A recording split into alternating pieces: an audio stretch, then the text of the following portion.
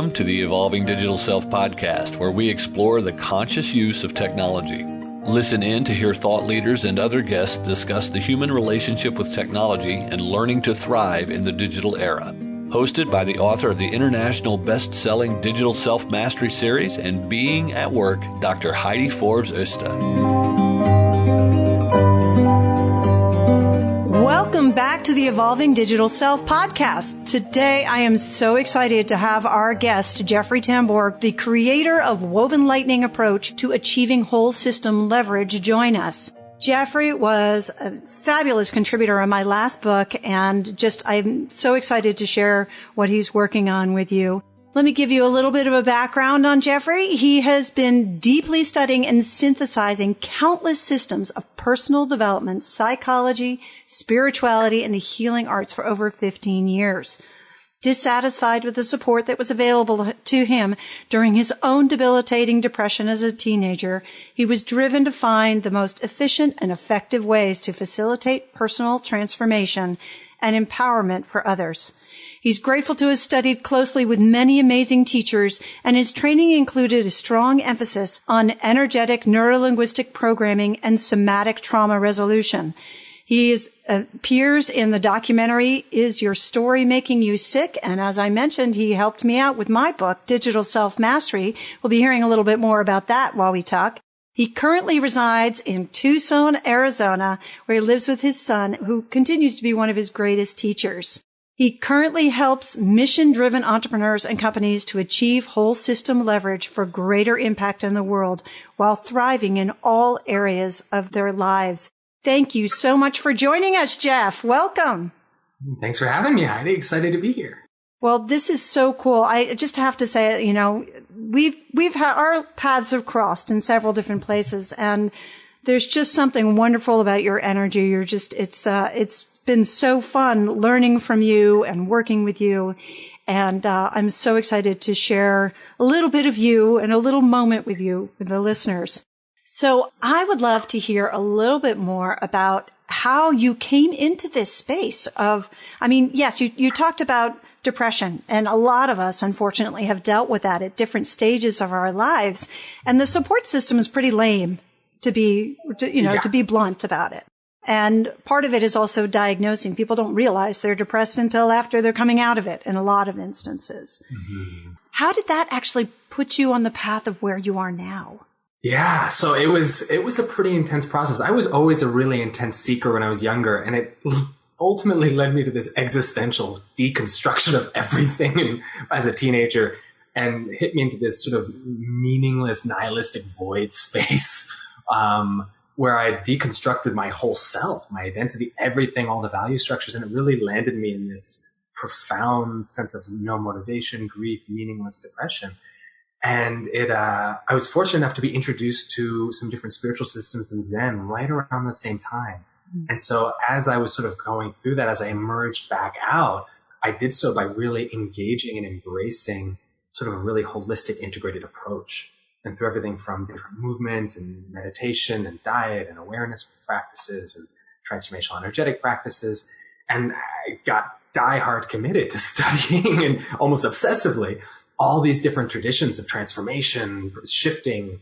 Like I said, psychology. I studied every spiritual and mystical tradition I could get my hands on, all sorts of personal development and growth, and dedicated all of my time to that. And as I sort of explored that and studied that, it became clearer and clearer that each of them had these incredible pieces to add to the picture. But I wasn't seeing any that felt like they were fully addressing everything I was needing or what I was seeing others were needing.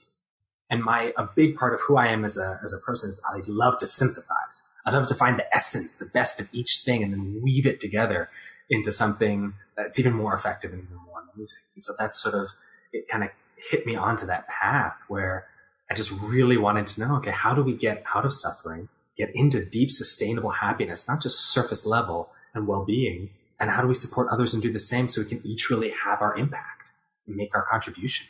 Yeah, very cool. Well, thank you so much for going on that journey. I'm curious because as I'm listening to you, and of course, this is the scholarly geek in me, about technology. Like, was your journey supported by technology in any way? And how so? Yeah, so my relationship to technology was an interesting one because even though I was, on the early side of the millennials, there was still this frame of, I always had a natural aversion to technology when I was younger. So even when everyone else was getting smartphones, there was a part of me was like, no, I'm not going to go there yet. And so it was sort of an uphill battle initially, as part of me of going the other direction. And the more I've sort of opened to and evolved around it, the more I've been able to sort of clear a lot of my other beliefs I had and conditioning I had and the blocks I had to be able to profoundly appreciate the incredible opportunity and impact that technology allows for us now. I mean, in terms of as teachers, as practitioners, so much of my business now is oriented towards and is happening online. And the amount of people I can reach and connect with and benefit and serve that would never have been possible in years past. It's just, we didn't even have those opportunities. Yeah. And so it's been quite a journey coming from like total aversion, judgment to deep appreciation and a much more synergistic relationship. Yeah. Well, congratulations. I'm glad you've made that journey. It's pretty awesome because you do have incredible reach and what you're doing is so needed. So I'm thankful that you have that reach. And you have some really interesting mentors that you've worked with. I think I met a couple of them actually the last time we met. And part of that was in sort of the business side of it. And the other part was more in the spiritual side of it. So I'm kind of curious how those things overlapped for you and, where that support system really gelled in the best way. Yeah. And that was a fascinating piece for me too, because just like I had this split between technology and spirituality that I see so often with people, and my inner work, I also have this major split, which is not uncommon to see in entrepreneurs and businesses, of our spirituality and our inner work and our psychology and our personal growth with business, with marketing. And so that integration over the last few years of really seeing how inseparable they are, how it's all part of that same mission, all part of that deep commitment to be of service and benefit and contribute to the world. And so one of my major mentors, who's actually become a collaborator and is one of my business partners, Art Geiser, who developed energetic NLP, neurolinguistic programming, which is an amazing body of work also. He's one of the ones who's really helped shift and influence a lot of my work and how Woven Lightning is developed.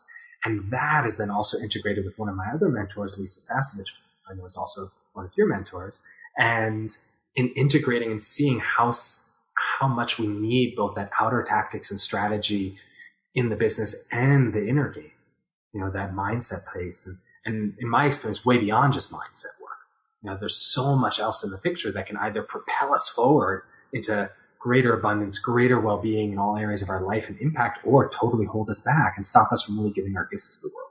Absolutely. Absolutely. And it is that sort of that beautiful balance between the two. You can't have one without the other. No. And yeah, it's a pretty amazing thing. And we've had some wonderful conversations about that same space where it's sort of the technology in business and technology and mindfulness and just sort of where do all these pieces come together in terms of having that conscious relationship with all of those different pieces. Mm-hmm. And for those of you who have not read my book, Digital Self-Mastery, Jeff was very instrumental in supporting me in the chapter where we were talking about being at peace with your technology.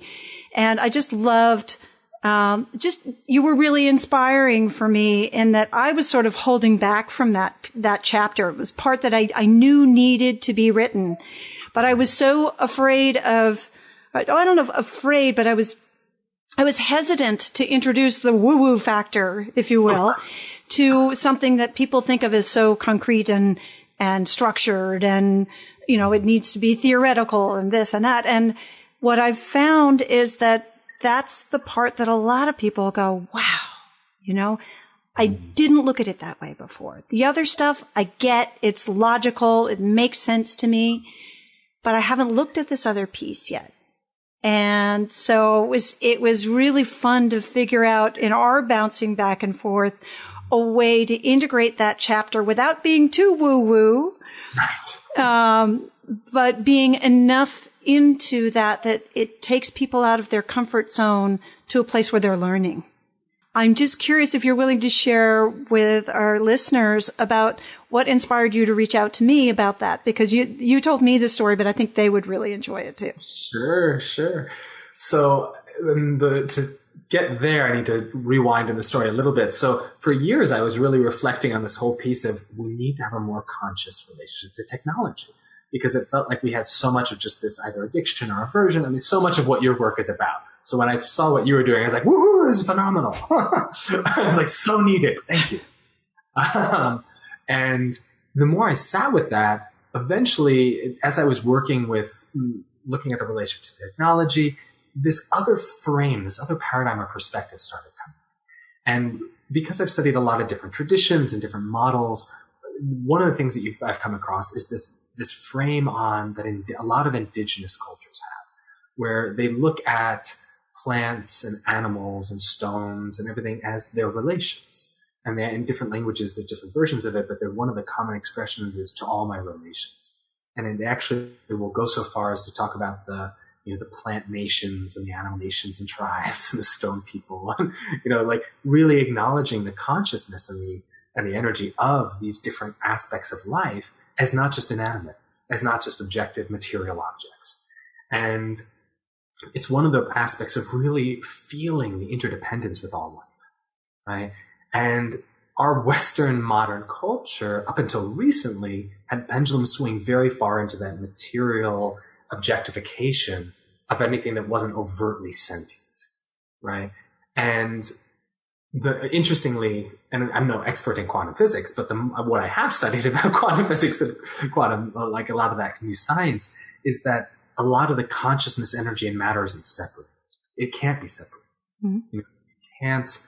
That anything that is matter and energy is interdependent with consciousness. And a lot of those models actually are seeming to start back to support a lot of what these original mystical traditions and or indigenous people spoke to and referenced. And I thought it was also interesting that this kind of model, this way of relating to the world of the different nations and tribes, showed up all over the world independently. Like, in all different continents, way before any kind of intercontinental travel was available. You had mystics or shamans or people in those traditions who were having that experience and were having those models and ways of relating to it. So, and that being part of my background, something I'd studied, at one point, I want to say I was meditating and I was sitting I had my phone next to me and my computer in front of me at the desk. And I was looking at it and suddenly it hit me that, okay, it's not, so yes, the stones, the plants, and the animals, but that our technology itself isn't also separate from consciousness. It actually, in its own right, is its own kind of consciousness, its own kind of being almost.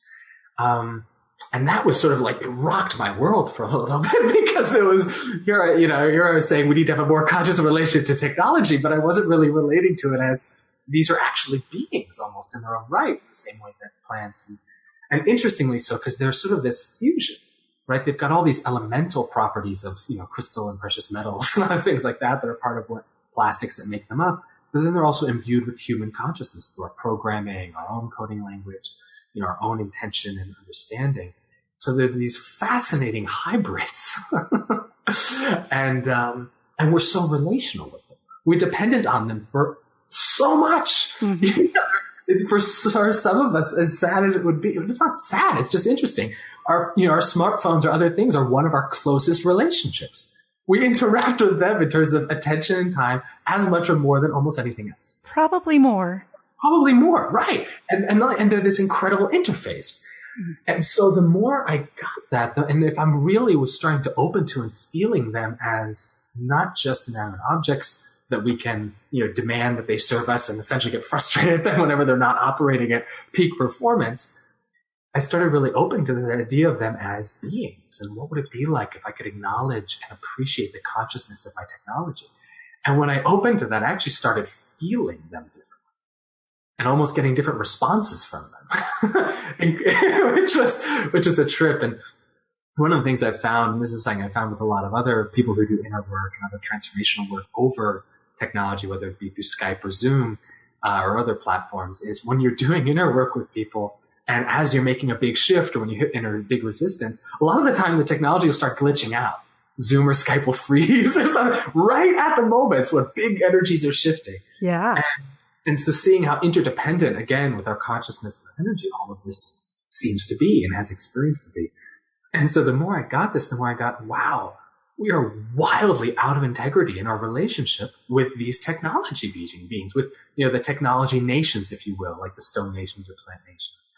And when I opened to that, there was this deep sadness around it, because if you were to assume that frame, just pretend as if that was the case, whether it really resonates for people yet or not, we treat them functionally like slaves that we barely, we don't really acknowledge or appreciate. We use until they crash out. And if they don't perform exactly as we want to, often are we willing to yell at them, unleash at them, all sorts of other stuff, right?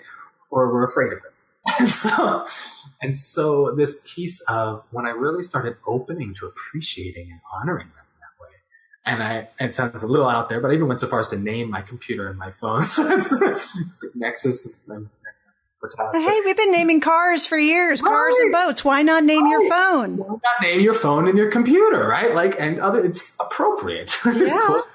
And it's funny because the more I would do that, the more effective they would actually work for me, the less they would glitch out. And when they did glitch, or when something was going on, it almost always would end up giving me a message in the process. I think you and I, the very first time we were on a call, something glitched out of the call. Yeah, we were trying to figure out a name for the chapter, and clearly the first selection was not okay. Right. It did not like that name. That's okay. We switched, and he was happy. And then it was happy. But it was amazing how immediately that kind of came up. And so as this whole insight was opening up for me, one day I was sort of meditating on and reflecting on this whole relationship to these technology beings. And I sort of was in the frame of, I don't think this is mine to necessarily run with it, bring to the world. But it was like, but it needs to be brought into more awareness, because if this is true, it's a whole category of beings that we're out of integrity with relation, and that we're wildly interdependent. Our entire society depends on technology working the way it does, or we crash out. Yeah. That would be an important relationship to be in integrity around. Yeah. Right. And so the more I got that, the more I kept getting this sense from them and just within myself of, I need to find someone who's in this field, who can reach that. And at one point I was meditating with them, and I got this sense of contact Heidi. And I met you a few months earlier, and I got a little bit of sense of your work. And the conversation we had, I was like, I think I'm supposed to go there. And, you've got a very also hard science background, and as well as the sociology and that piece. And it was like, I wonder if this is going to fly. And I reached out and we shared, and you were open to it, engaged and interested. And so it was a very interesting. It's great stuff. And I think that there's something really magical about the blending of the two sort of ways of thinking. And they're not necessarily so diverse. Oh, maybe it doesn't like that because I just got an unstable. It just went unstable. It didn't like me saying that.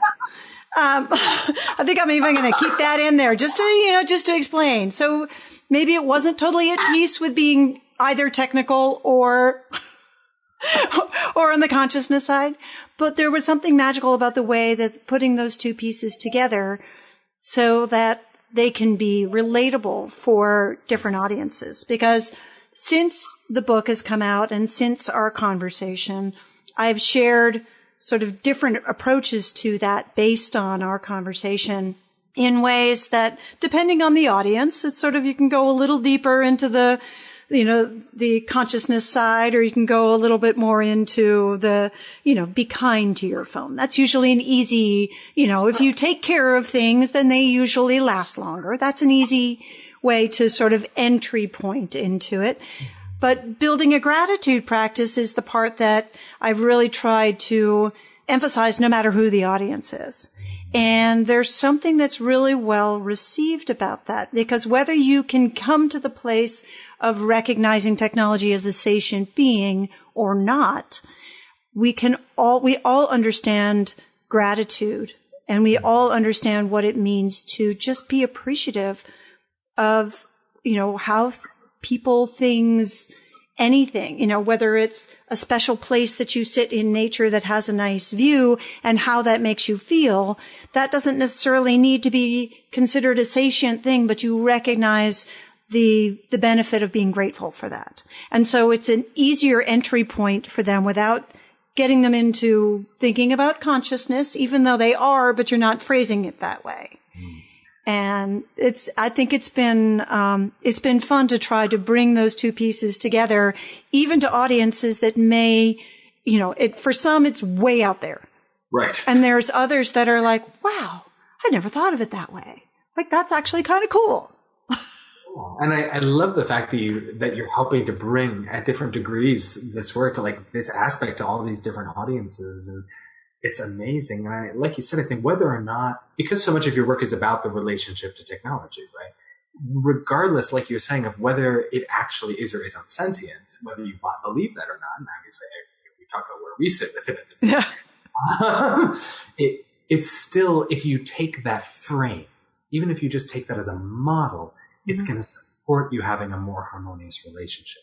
Whether or not it is or isn't true, it will support that relationship being more harmonious, smoother, being more respectful, or being more appreciative of it, and just having a more harmonious relationship with something that's so fundamental to our life. Well, exactly. And I think that, just getting people to get that switch in mindset of recognizing that there is a relationship, and that just like any other relationship that can have conflict or can have joy, can have, sort of celebration, and can have major headaches, chaos, it's all in how you manage that relationship. And if you do it on a more conscious level, regardless of whether you're thinking about it as conscious or not, whether you're just being more mindful of how you engage with it, that you get a much better output. You get and you come away from it feeling more gratified and engaged. Like before we were in the sort of the green room space before talking, I was saying how, I've just been, because of starting this podcast, I've had to add many different other levels of technology in my work that, I love technology. So normally it would be, okay, great, more things to test.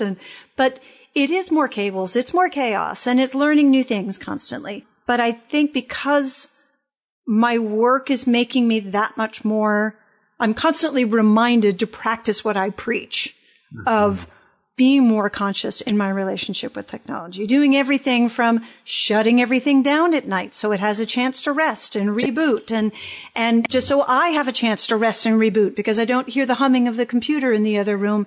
That's a practical aspect of it. But it also, I sleep deeper. The computer has a chance to fully rest.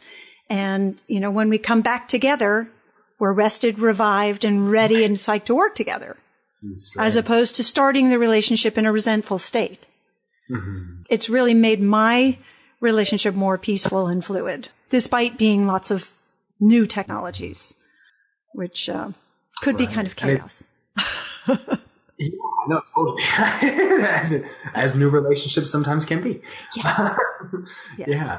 And it's interesting because one of the things I've watched is as I've sort of modeled this, come into this new relationship with technology in that way, including, like we said, actively appreciating and, just like some people talk to their plants, I'll talk to my technology. So giving it that appreciation and love. So my son has seen me do that. He's actually, he actually started taking it up. So if the computer is buffering or it's going slower, and we call it Talus for short. Like, it's okay, Talus. Like, he'll actually be more patient.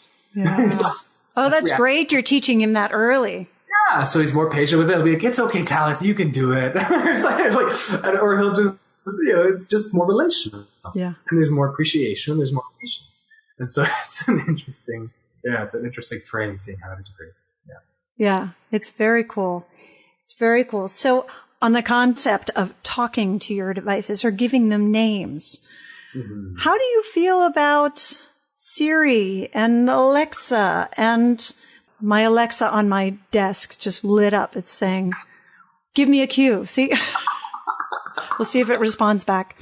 It did. It just went. Here we're given, they're defined names but they're run by algorithms. What's your personal feeling on how that impacts our relationship with them? If it's sort of a prescribed relationship rather than one that's sort of organic? Well, it's interesting because For a few reasons. That's a fascinating conversation that we could open all these different doors around. And I may open a number of them, but it's very fun. Partially because all of our relationship with technology is going to be interactive, right? But part of those is ultimately about having that much more of a simulated anthropomorphic human relational experience, right? And on one hand, it's prescribed, but most of our relationships on one hand are prescribed in the sense that there's all this programming, right? We all have, even psychologically, right? We have all this psychological unconscious programming conditioning that conditions most of our relationships, and they're both human to human and otherwise.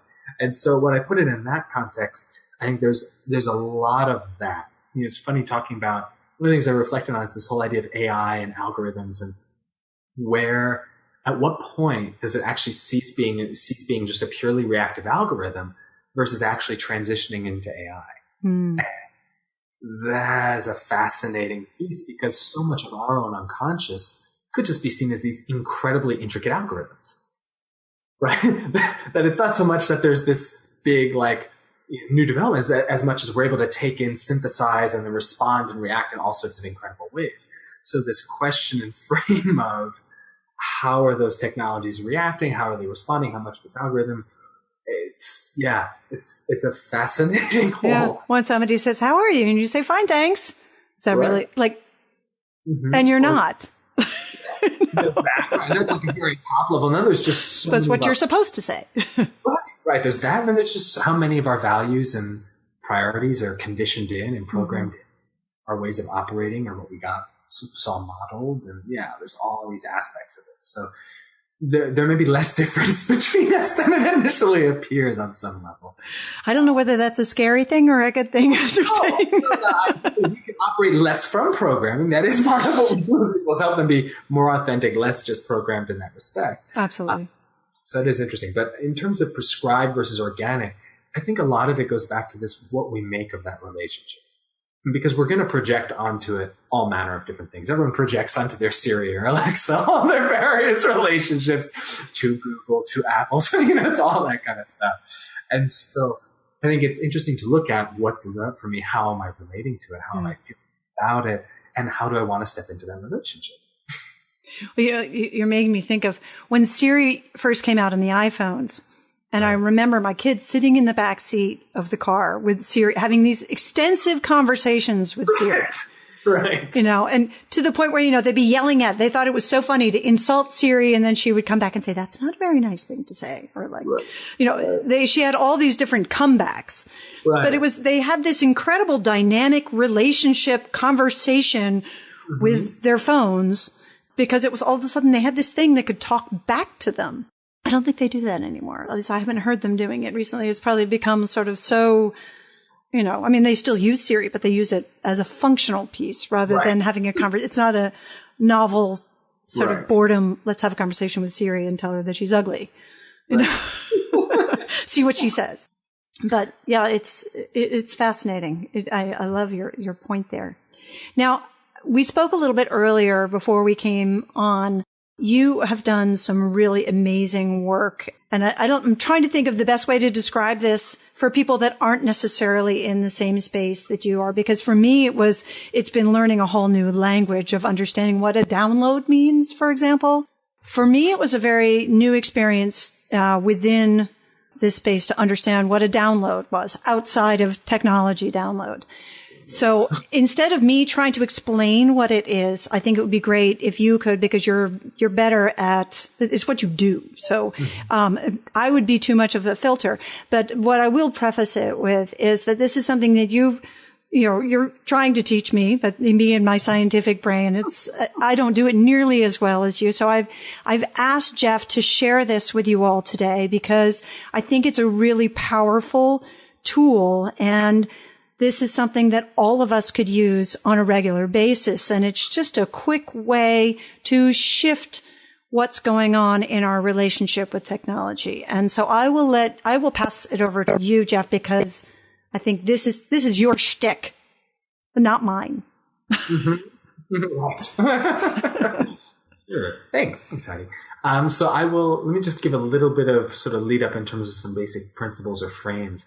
So what we're going to do here in a moment is we're going to do a process that sort of taps into your unconscious mind, the part of you that isn't just your conscious analytical forebrain, that knows sort of what's going on, because so much of our system, so much of our behavior, our thoughts, our reactions aren't actually coming from our conscious mind. They're coming at very least from our unconscious, if not from other aspects of our whole body and system.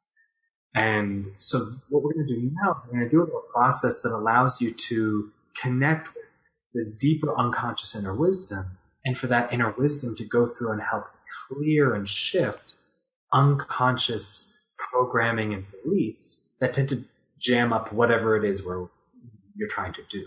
So in this case, what we're going to do is we're going to help give a structure for your inner wisdom to connect and start clearing limiting beliefs, old conditioning and programming about your relationship to technology. So as you're going through this whole shift that Heidi is taking everyone through with digital self-mastery and helping to really cognitively and consciously transform how you relate to technology, this will help work with the unconscious mind part of it so that you're more congruent with it. So that even when you're going, yes, I want to relate to technology in this way now, I don't want to do it that old way, this will help clear up your unconscious mind so that it can get fully on board, so that what you're trying to do consciously is a lot easier. So it's not like driving with the brakes on and the emergency brakes on and a boot on your car at the same time. So it's to get you more congruent. So in this kind of work that we're going to introduce now, and this is actually a process that comes out of energetic NLP, we're doing sort of a modification on. And so what I'm going to do is I'm going to frame it in the context of technology, seeing as that's the field we're playing and working with right now. And one of the things when we're doing inner shift kind of work is we use a lot of metaphor and symbolism, because it's sort of the language of the unconscious mind. So we tend to dream in metaphor and symbol. We tend to, think in a lot of other aspects metaphorically when it's tapping into our unconscious. A lot of other different transformational and spiritual systems used a lot of symbol and metaphor. Our mythology and fairy tales did, because it's the language of our unconscious. Our unconscious goes, oh yeah, I get that. I can work with that. And so we're going to use that same principle here. So I'm going to have you do is take a moment and close your eyes, or keep them open if you're more relaxed that way, and just take a couple of deep breaths. And I'm going to invite you to just have the intention for your inner wisdom. And again, everyone has one in this frame. So regardless of how wise or unwise you may feel, trust that everyone's unconscious mind has a deeper inner wisdom within you that has the capacity to know what can shift, what needs to shift to support you and moving in a really good direction. And so we're actually going to be harnessing and helping you connect to that inner wisdom to support you making these shifts without getting bogged down cognitively in all the details consciously. Because if you were trying to consciously evaluate all the unconscious beliefs and programming that would need to shift, you'd be there forever. It would be a very slow, ineffective, inefficient process of transformation. And so thankfully, we're going to put your inner wisdom fully in charge of that knows what needs to clear and shift and how. So that's what we're putting in charge. So just take a moment. And whether you sense this, don't sense it, if you're just pretending, it all works. Just have the intention. Be playful with this. I know it may sound counterintuitive, but the more playful and relaxed you are, the less efforting you make of this, the more powerful it'll be. If you're really efforting and trying and being very serious about it, our unconscious tends to get very serious and kind of locks up. So, whereas if you approach it kind of like a game, maybe like a computer game, or sort of in a more playful, light way, and sort of having an intention and then allowing, it'll be a lot smoother, a lot more effective. So just approach all this from a place of intention and allowing, playful, light, no efforting, and just feel free to play with that. Okay, so from that frame, have the intention, we're going to allow your inner wisdom to be fully guiding everything we're doing here today. So just take a breath, have that intention, give full permission for that to be happening. Not what I think needs to clear, shift, or what your conscious mind needs to shift. Your inner wisdom knows what to take care of. Okay, great. So now imagine in front of you a big computer screen. And you don't actually have to see it. If you actually see it, that's fine. If you're just pretending it's there, that's fine. If you're sort of feeling it, it all works. It's more about the intention than actually visualizing. I'll describe it as a visualization, but you don't actually have to see it. It's just the intention for what that matters. So again, have the intention, pretend there's this big computer screen in front of you. And this computer screen is actually almost like a screen to your own unconscious mind. And imagine just like on your computer, you've got all these different apps, you've got all these programs, all these different files and information all over there. So just like when you're hiring someone to come in and adjust and shift programming or clean up your computer, you can do sort of like a remote access piece for permission, where you'll say, do we have permission to give remote access? A little screen will pop up. You click yes and give permission.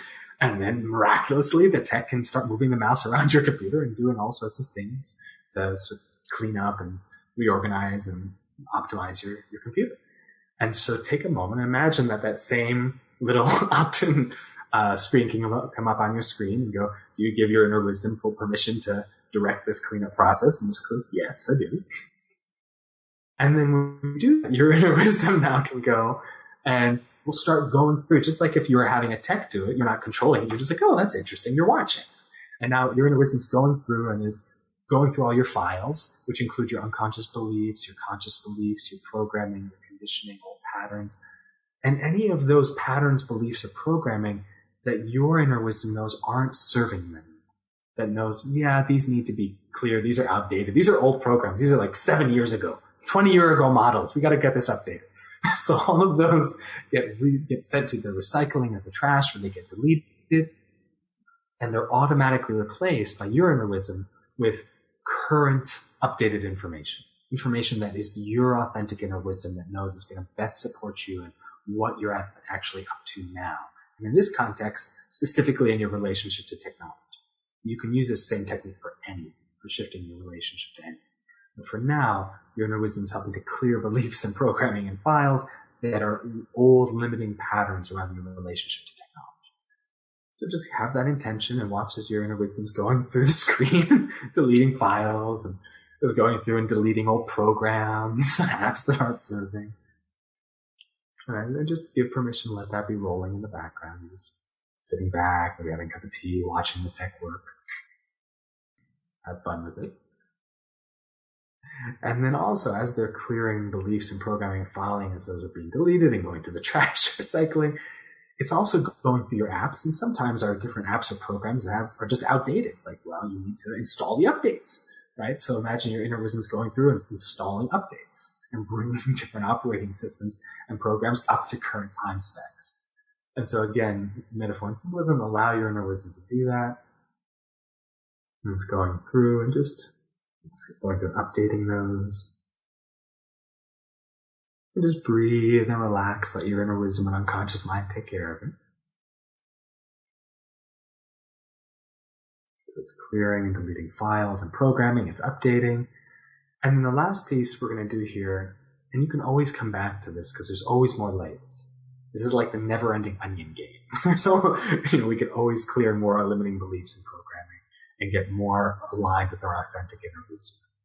So the other piece is, just like on your computer, you have overarching operating systems, right? In addition to your specific programs and files.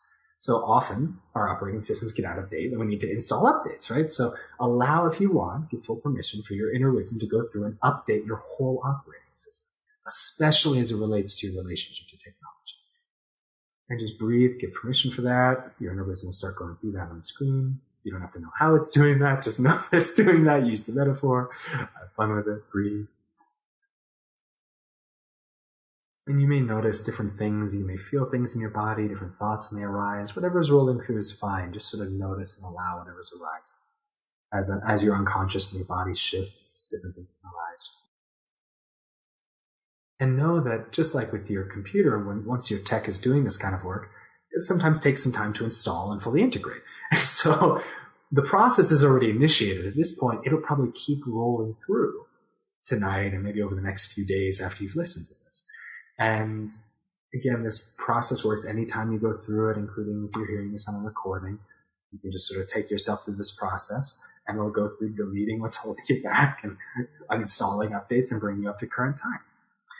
And it'll be gently integrating over the next few days so that your whole operating system and your relationship to technology is more up to specs, more up to current time, and is really going to be operating optimally, so that all these incredible reframes you're getting from Heidi and digital self-mastery can more fully integrate naturally, automatically, without all this unconscious resistance from old beliefs, conditioning, programming. Nice. Thank you so much, Jeff. I think that was quite a gift for our listeners. And for me, I always love to hear it. So I'm happy to hear it again. And, I think I have a funny feeling that one's going to be a popular one to revisit. So, I'll have to make sure that I make note of the timestamp on that.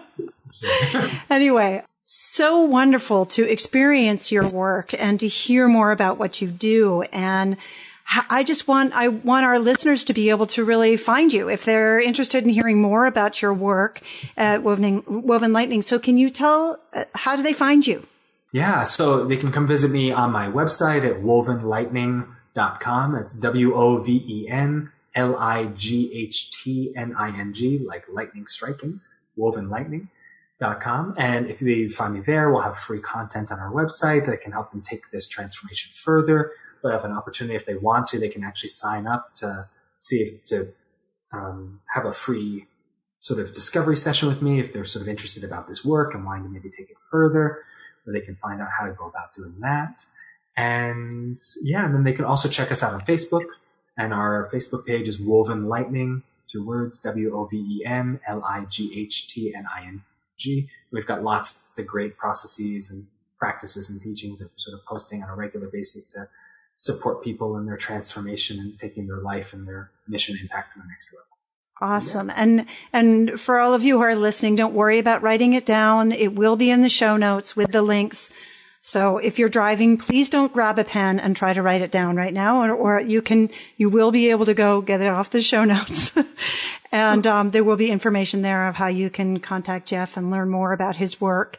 And we look forward to having him back, because I think that there's going to be a lot more that we can do and great conversations that we can have once people have played around with this a little bit. So I think there's opportunities even to come into the Digital Self-Mastery Facebook group and, tell us your experience and tell us how it was to go through that. Would you call that a download, or would you call that a meditation? I'm not quite sure the language that we use for that. Right. That one's less of a download. That one's more of I would call that like a system cleanup and update.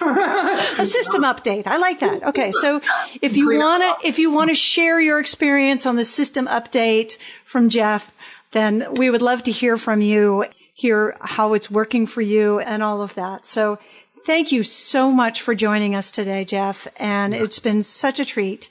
And thank you, listeners, for sticking with us. And don't forget to subscribe, to rate, review, and share the show. We'd love to share the love. And check us out on the Digital Self-Mastery Facebook group and continue the conversation. We look forward to next time. Bye-bye for now.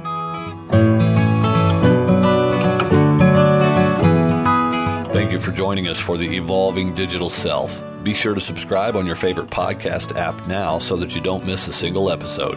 While you're at it, please give us a rating and a review, and join the Digital Self-Mastery movement to create more conscious use of technology by sharing it and telling your friends. Want to see where you fit on the digital self spectrum and how it might be impacting your business and relationships? Get your free copy of Digital Self-Mastery today by clicking on the link in the show notes.